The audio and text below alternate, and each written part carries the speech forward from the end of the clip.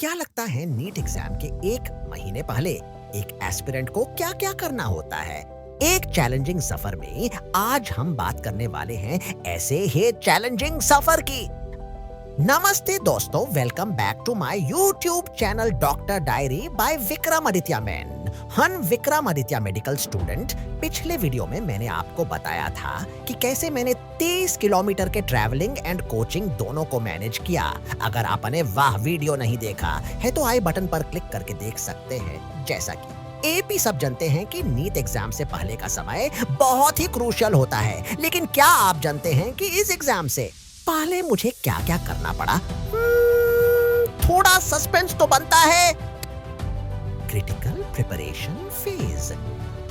NEET exam के एक महीने पहले का समय एक टाइम बॉम्ब के समान होता है। जब आप एक ड्रॉपर स्टूडेंट होते हैं, जैसे मैं था, तो आपको ये समझना होता है कि ये महीना आखिरी मौका है अपनी मिस्टेक्स को सुधारने का और अपने सिलेबस को रिवाइज करने का।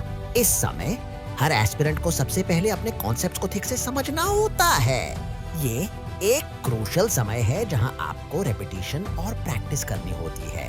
How coaching institutes traumatise students. मैं एक ड्रॉपर स्टूडेंट था और एग्जाम से पहले मुझे लगता था कि अब तो मेरा सिलेबस कंप्लीट हो गया है, वह भी एक महीने पहले, अब बस रिवीजन करना है और सब सॉर्टेड हो जाएगा। बट मुझे क्या पता था कि लास्ट का वह month was like a roller coaster ride.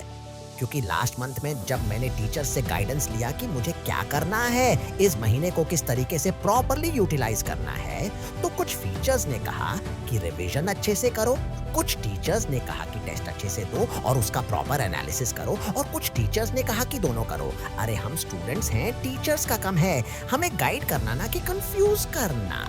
क्या आप भी ऐसा फील करते हो? सोचकर ही थोड़ा स्ट्रेस हो जाता है ना। आईएसआई लास्ट मंथ में कोचिंग वालों का एक अलग नाटक शुरू हो जाते हैं। हर दूसरे तीसरे दिन टेस्ट लेते हैं, मतलब कि वहां ऐसा हो जाता है कि एक दिन टेस्ट, अगले दिन उसका एनालिसिस, और एफआईआर अगले दिन टेस्ट, एफआईआर उसका एनालिसिस, और आईसी तरीके से वाह पूरा महीना गुजार देते हैं और हमें रिवीजन का टाइम ही नहीं देते। टॉपर बच्चे जो उन्होंने सिलेक्ट करे हैं पहले से ही, उन्हें तो वह स्पेशल ट्रीटमेंट देते हैं। अगर आपको यह जानना है कि उन्हें क्या क्या स्पेशल ट्रीटमेंट मिलते हैं तो कमेंट सेक्शन में जरूर बताएं। नेक्स्ट वीडियो में आईएससी पर लाऊंगा। Handling stress and mental health. इस महीने के दौरान एक और बड़ा चैलेंज होता है, स्ट्रेस। एस्पिरेंट्स अक्सर नर्वसनेस और एंजाइटी का सामना करते हैं। मैं खुद इस समस्या से गुजर चुका हूं और मुझे महसूस होता था कि ये भावनाएं मुझे डिस्ट्रैक्ट करती हैं। इससे निपटने के लिए मेडिटेशन, योगा या फिर छोटे ब्रेक्स लेना फायदेमंद होता है। आपको ये भी समझना होगा कि अकेले नहीं बल्कि हर एस्पायरेंट इस स्टेज से गुजार रहा है और इसलिए एक सपोर्टिव एनवायरनमेंट बनाना भी जरूरी है।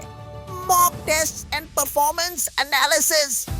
एक महीने से कहने का मतलब है कि आपको मॉक टेस्ट का सहारा लेना होगा। ये टेस्ट्स आपकी प्रिपरेशन को इवैल्यूएट करते हैं और आपको ये समझने में मदद करते हैं कि आपकी तैयारी कैसी है। मैं आपको ये सलाह दूंगा कि इन टेस्ट्स के बाद अपनी परफॉर्मेंस का एनालिसिस करें और जहां कमजोर हैं उन एरियाज पर ज्यादा फोकस करें।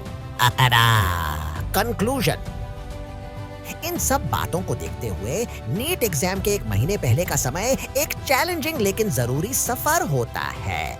इस समय में consistent hard work, effective time management, stress management और मॉक टेस्ट्स का लेना जरूरी है। आखिर में ये समय आपको एक बेहतर मेडिकल स्टूडेंट बनने के लिए तैयार करता है। ये रोलर कोस्टर राइड है, लेकिन अगर आप इसे सही तरीके से हैंडल करते हैं तो आप सफल हो सकते हैं। फाइनल डे भी आ गया, एफआईआर क्या वही होना था जो हुआ। मिलते हैं नेक्स्ट वीडियो में, जिसमें हम जानेंगे कि नीट एग्जाम सेंटर में मैंने क्या कांड किया। वीडियो को लाइक करें, दोस्तों के साथ शेयर करें और सब्सक्राइब जरूर करें। Till then stay motivated and keep working hard.